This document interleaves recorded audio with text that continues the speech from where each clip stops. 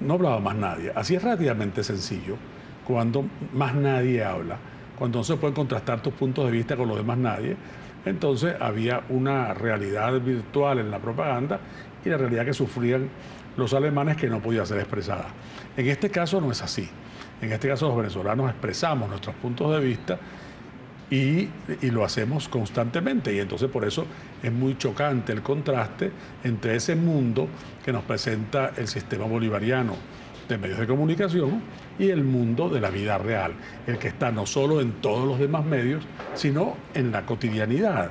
Porque ¿cómo se hace? Es verdad que el ministro Jagua, en un dilema que pasará a la historia, así como Ser o no ser, de Shakespeare, o Pan y Libertad, de Allá de la Torre, el dilema entre papel, toalla y patria, el que podríamos llamar científicamente el dilema de Jagua, ese dilema por el cual el ministro pasará a la historia, es un dilema falso. No hay ninguna contradicción entre tener un bien elemental y tener patria. Tener patria es, entre otras cosas, tener satisfechas las necesidades esenciales. Ahora, en un proceso de autoevaluación, hay algunos factores de la oposición que le reclaman a la misma mesa de la unidad como instancia de cohesión de los elementos políticos de esta misma oposición, la conducta pasiva en la defensa del voto.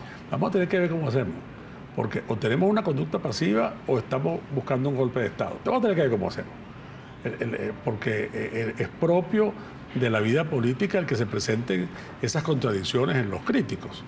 Pero bueno, es perfectamente legítimo que la gente, haya gente que nos critica, haya gente que nos reclama, eso es normal. Y tenemos que estar pendientes de eso, tenemos que estar atentos a eso y vivimos en constante tensión, como es lógico, porque tenemos la obligación de mantener unido a una larguísima, amplísima sección de venezolanos, a mi modo de ver, mayoritaria, de acuerdo con las cosas que se han ido comprobando experimentalmente, por ejemplo, en los procesos electorales.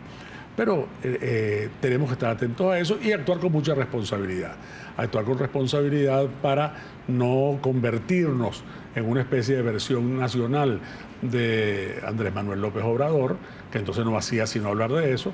Tenemos la obligación de hablar de eso, tenemos la obligación de mantener vivo ese reclamo, que es parte de nuestro reclamo de conjunto por una democracia verdadera, justa, productiva, participativa, que incluye nuestro reclamo, por ejemplo, como la declaración que dimos ayer, no solo Capriles, sino también los equipos técnicos de la Mesa de la Unidad con relación a esta cosa de los exportadores de gas. Si es que es un escándalo lo que estamos haciendo en esa materia.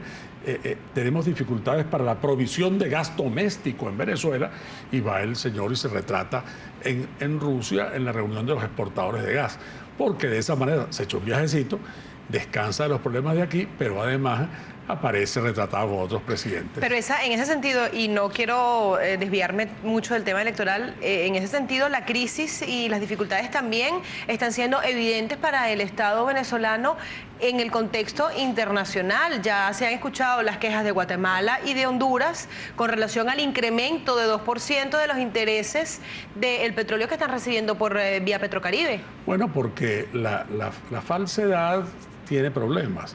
Cuando se hace todo, es una operación de propaganda, pues al final la realidad brota por todos lados.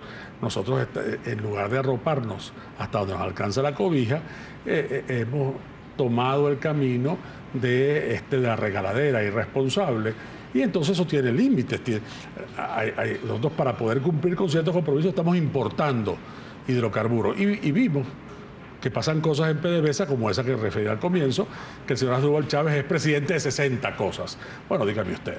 Pero volviendo al tema electoral, volvamos. Que por cierto pareciera que transita en dos instancias, a dos velocidades. Una, la operativa, la que tiene que ver con el proceso electoral del 8 de diciembre para las elecciones municipales, y otra, la jurídica, y en la que se dirime la participación de diversos actores, como es el caso del Centro Carter, las consideraciones que acaba de hacer con relación a las autoridades electorales y la acción jurídica que se está ventilando por ante la Sala Constitucional con la recusación de esta instancia, precisamente para conocer de esta impugnación. Por cierto, el gobierno también la tiene difícil. El gobierno ha ponderado hasta ahora al Centro Carter como una especie de pontífice en materia electoral. Ha apelado a la opinión del Centro Carter constantemente. El Centro Carter viene haciendo señalamientos reiteradamente y esta vez señalamientos muy claros, por cierto, en el fondo muy coincidentes con el Instituto Europeo especializado en temas electorales. Allí el poder tiene respuestas que dar. Respuestas que son institucionales y que debe darlas, que no puede ignorarlas. Es parte de una operación de propaganda también, esta declaración del Centro Carter. Es una maniobra de la oposición esto. Todo el mundo cada vez más está hablando de las carencias que tiene el sistema electoral, justamente el motivo de nuestra lucha. Nosotros luchamos por un sistema electoral transparente y justo porque luchamos por una democracia que sea mejor y eso es una parte esencial. Y vamos a seguir luchando por eso y todas estas cosas lo que hacen es abonar en el sentido de nuestro argumento, que es un argumento institucional y democrático.